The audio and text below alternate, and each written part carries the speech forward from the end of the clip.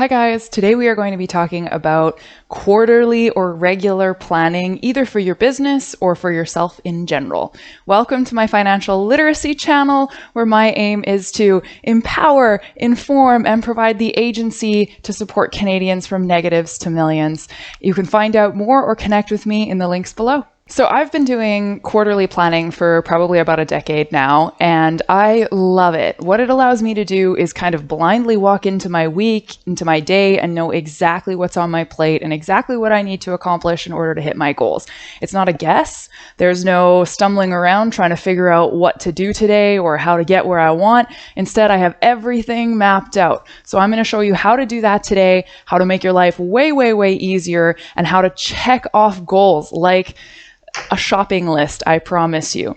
My advice whenever you're getting into your planning is to do it on a fresh brain. So what I mean by that is not to wait until you're right before your vacation and say, I'm going to leave this to the last minute, not to try to do it in the middle of your week, not to do it after a big project or in the middle of many projects. I love to do it coming back from a vacation. So personally, I work best on quarterly or honestly vacations every 2 months because I find I run out of steam and I need the break because my business is driven entirely by my own volition. So when I come back from these vacations, the first thing I do before I get into my other projects, before I get into managing my business, before I start taking care of clients, is I take care of myself and I take care of my business by writing out all of my goals. Now, this is a multi-pronged process. So it's not just, hey, goal number 1, goal number 2, goal number 3. I start with, and everyone should start with, looking backwards, because you need to be able to measure your progress and accept and acknowledge your progress in order to continue moving forward on a positive foot. So I look back at last quarter's planning. I see what it is that I've checked off the list. I see how well I did on my overall goals, and I love to write down things that I did well. So, did I respond to clients effectively? Did I run efficient meetings? Was I a good listener, for example? Did I knock my sales targets out of the park? All of those different components allow me to feel way more confident moving into my next quarter, my next stint, and I feel much better about the goals that I write next because I know where I'm coming from and what I'm good at, which is important. So once you're done looking backwards, the next thing to do is start looking forwards, obviously. However, I don't mean by all of a sudden, okay, tomorrow we got to get this done, next day I got to get that done. What I like to do is look at my bigger picture. So the first thing I start out with is, what are my really long-term goals? And for myself, I have big goals that are usually on a 3 to 5 year timeline. Where do you want to be 12 months from now? Where do you want to be 36 months from now? And I find it incredibly inspiring and motivational to know what that looks like in the future. What does my day look like? How does my week feel? What does my business look like? Who's involved? All of those different things help provide the direction for myself when I'm writing my shorter term goals in terms of the quarter, the next few months, and so on and so forth. So basically, you start at the top and you work your way down so that we can get to smaller goals. It's the same thing like, how do you eat an elephant? Well, one bite at a time. Or how do you run a marathon? You got to run the first kilometer before you run 48 of them. Do you have 5-year, 3-year, or 1-year goals? If you don't, make sure that you take a minute to really reflect on what those are for you. The next thing to do, dangers, opportunities, strengths, and weaknesses. I love this because I try to focus as best as possible on the positive side, my opportunities and my strengths, but your dangers and your weaknesses, if you look at them as like a little quadrant, will tell you what you need to be wary of. As a new business owner, often a danger could be cash flow. If you are retiring, a danger could be inflation. If you are trying to lose weight, a danger could be the sheer volume of chips and chocolate you have in the house.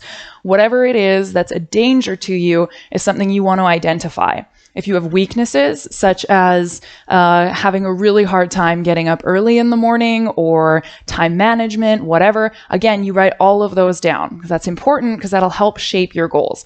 The other thing that you really want to identify, though, is I love to keep it positive. It's just as important. That's why it's the other half of it, is your opportunities and your strengths. So opportunities may be sales in your network. Opportunities may be the potential for a new job through friends of yours. Opportunities might include things like great organizational classes available to you, or language classes if that's one of your goals, whatever that happens to be. Strengths are important too, because often, as much as it's important to work on your weaknesses and make sure you cover your bases, your real success is going to come from focusing on your strengths.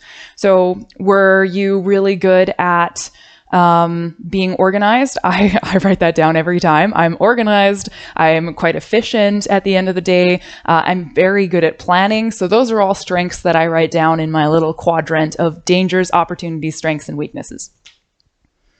Once you've got that down, between your big picture goals and your dangers, opportunities, etc., I want you to write down a project list. This is a huge brain dump of everything and anything you have on your mind that you wanted to get done.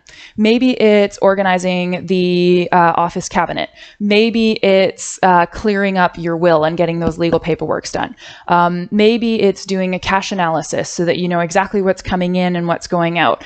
Maybe it's getting your investments analyzed so that you know that your portfolio is doing what you need it to do.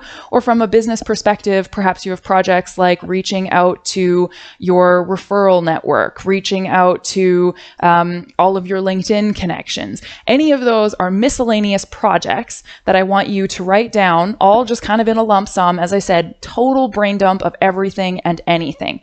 This should also include any ideas or projects that you came up with while you were doing your dangers, opportunities, strengths, and weaknesses that we just spoke about. So now that you've done that baseline work, we're going to start talking about your actual goals.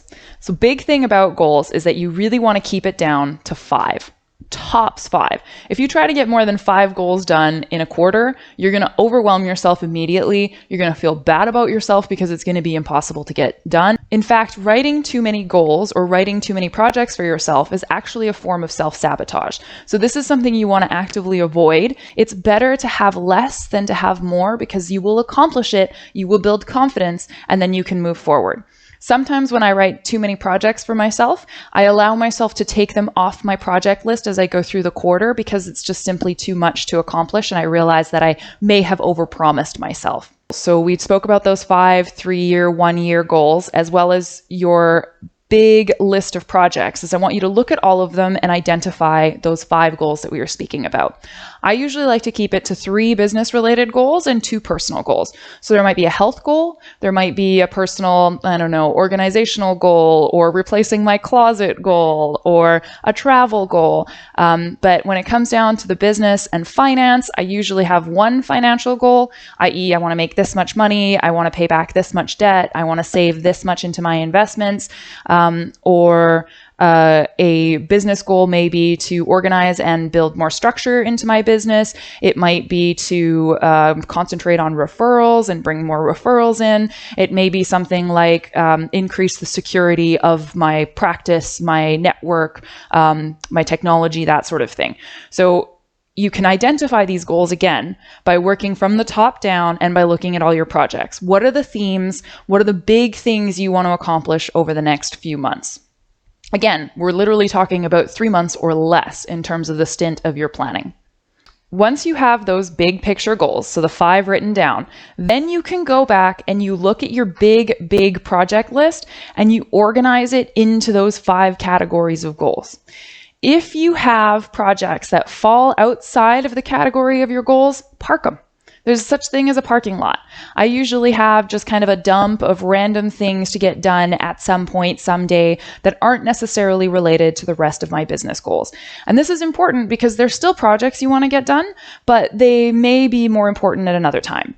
You've already identified what you want to get done over the next few months, so there's no reason for you to be bringing in additional unrelated projects. Once you have all of these organized, so for myself, I have 1 sheet of paper that I keep. I actually pin it into my Word documents and I open it up every single week. So every week I can look at, okay, I was going to do this, I was going to do that, I was going to do this, and I pull out a couple projects per week that I can accomplish within the next 5 business days, maybe on the weekend if there's some personal ones.